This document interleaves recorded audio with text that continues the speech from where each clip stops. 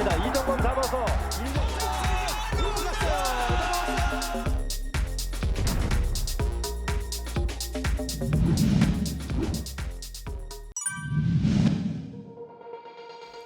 안녕하세요, 초입니다. 기아 타이거즈의 21시즌은 아쉬운 성적에도 소득이 분명한 한 해였습니다.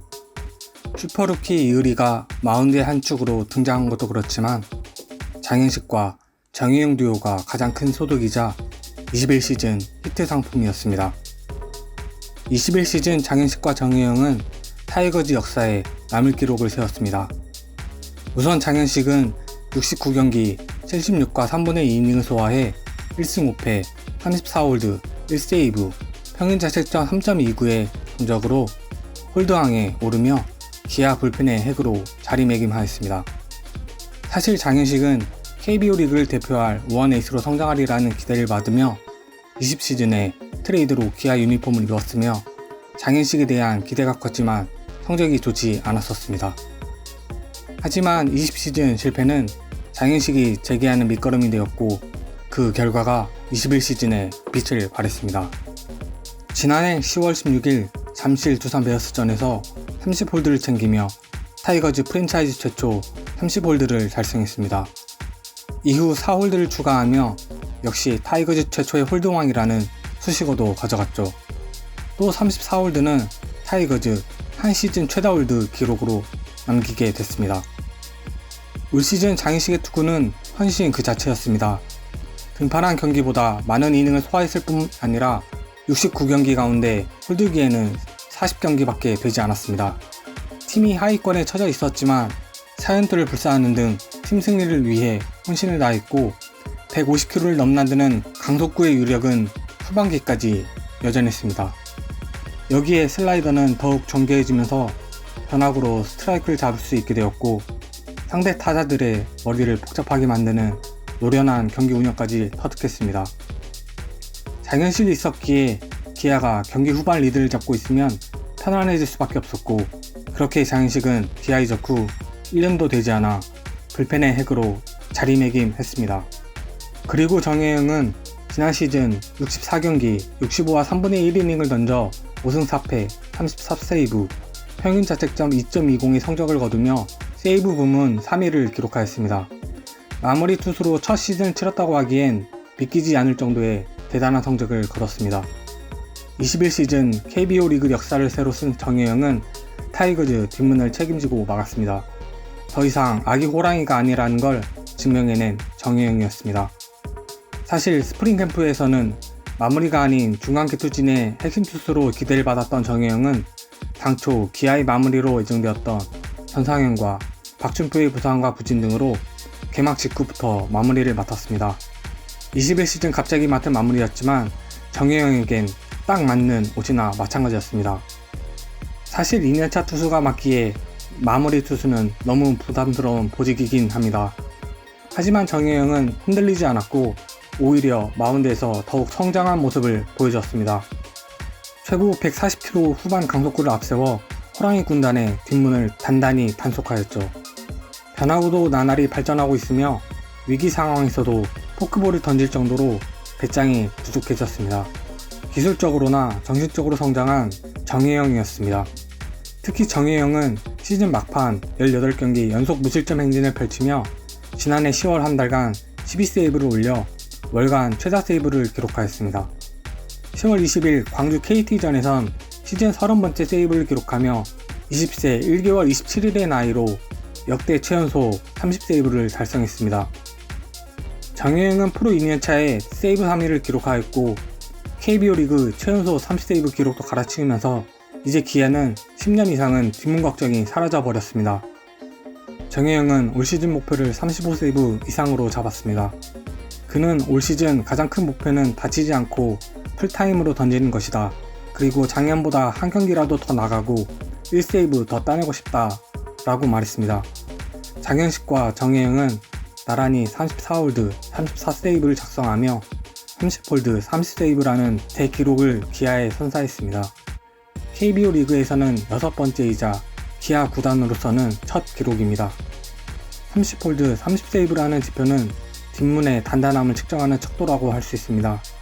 비록 포스트 시즌 진출이라는 목표를 이루지 못했지만 기아는 단단한 뒷문 구축이라는 성과를 낸 것입니다.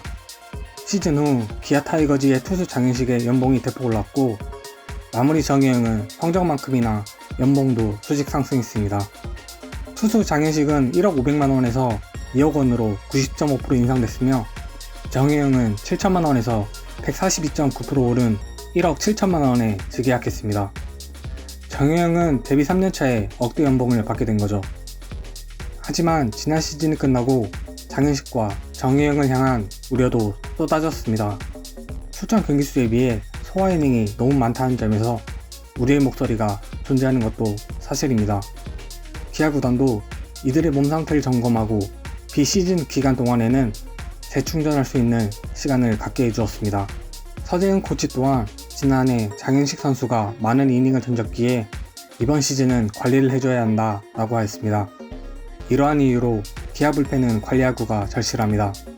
기아 팬들은 21시즌 빡빡한 등판 일정을 소화한 장현식이 조금 더 관리받기를 소망하고 있으며 과거 김윤동의 사례를 반복하지 않길 바라는 마음입니다. 김윤동은 17시즌과 18시즌 많은 경기 등판수와 이닝 소화로 필승조 역할을 맡았었습니다. 하지만 과부하에 빠진 김윤동을 향한 우려는 현실이 돼버렸었죠. 김윤동은 19시즌 초반 공을 던지다 어깨를 부여잡고 쓰러진 충격적인 장면으로 시즌 아웃 판정을 받았었습니다. 당시 대흉근 및 관절 와순 손상 판정을 받은 김윤동은 긴 재활 끝에 2020년 4월 어깨 수술까지 받아야 했습니다. 이후 오랜 기간 재활에도 김윤동의 복귀 등판이 이뤄지지 않았고 결국 기아와 이별하게 되었습니다. 사실 기아는 처음부터 김윤동과 결별을 생각하지 않았습니다. 김윤동이 새해 들어 구단에 재활이 어려울 듯 싶다라는 뜻을 전달했고 이에 기아는 육성 선수로 전환 뒤 선수 재활이 마무리될 때까지 기다리고자 했습니다. 하지만 김윤동이 구단의 제안을 고민 끝에 거절했습니다. 팀 내에서 재활이 아닌 개인 재활 훈련에 집중하겠다는 선수의 뜻이 전달되었고 기아 타이거즈와 투수 김윤동이 아쉬운 이별을 택했습니다. 오랜 기간 재활에 집중했던 김윤동은 팀을 떠나 개인 재활 훈련을 시작합니다. 기아도 김윤동의 회복을 한 발짝 떨어져 기다리는 방향으로 결정했고 김윤동 선수의 성공적인 복귀를 간절히 기다려봅니다. 이에 오랜 기간 재활의 늪에 허덕이는 안타까운 사례가 나오지 않으려면 결국 불펜진 관리 야구가 절실합니다. 올겨울 부임한 기아 장정석 단장은 키움 히어로즈 감독 재임 시절에 불펜에서 몸을 푸는 투구수까지 꼼꼼하게 확인하는 세심한 관리 야구를 보여줬기에 장 단장은 기아 구단에서도 김종국 감독과의 공감대 형성으로 세심한 불펜 관리를 이어갈 전망이며 무리보다 관리를 최우선으로 생각하는 서재영 투수 코치의 1군 복귀 또한 도움이 될 것으로 보입니다. 그래도 이번 22시즌은 두 선수에게 구원군이 등장했습니다. 바로 어깨 부상을 털고 돌아온 전상현 선수가 그 주인공입니다. 전상현은 21시즌 10월 12경기에 출전해 1승 5홀드, 평균 자책점 1.93을 기록했습니다. 시즌 막판에는 전상현이 7회를 막아주면서 자연스럽게 8회는 장현식, 9회는 정혜영이 끝내는 그림을 만들어내기도 했습니다. 사실 전상현은 20시즌 소방수까지 했던 투수였습니다. 전상현이 1이닝을 소화만 해준다면 두 투수의 부담은 훨씬 줄어들 겁니다. 이번 22시즌 기아 타이거즈의 필승조는 우한 투수들이 이끌 예정입니다. 기아는 홀드왕 장현식과 최연소 30세이브 마무리 정혜영에 부상에서 돌아온 전상현까지 가세해 10개 구단 중 최고의 불펜진을 애고하고 있습니다. 김종국 감독도 작년 홀드왕 장현식, 마무리 정혜영 앞에서 전상현을 기용할 것이라고 했습니다. 이번 22시즌은 전상현, 장현식, 정혜영으로 이어지는 트리플 J 라인의 구축으로 이 3명의 선수의 눈길이 쏠리고 있습니다. 이상 초였습니다.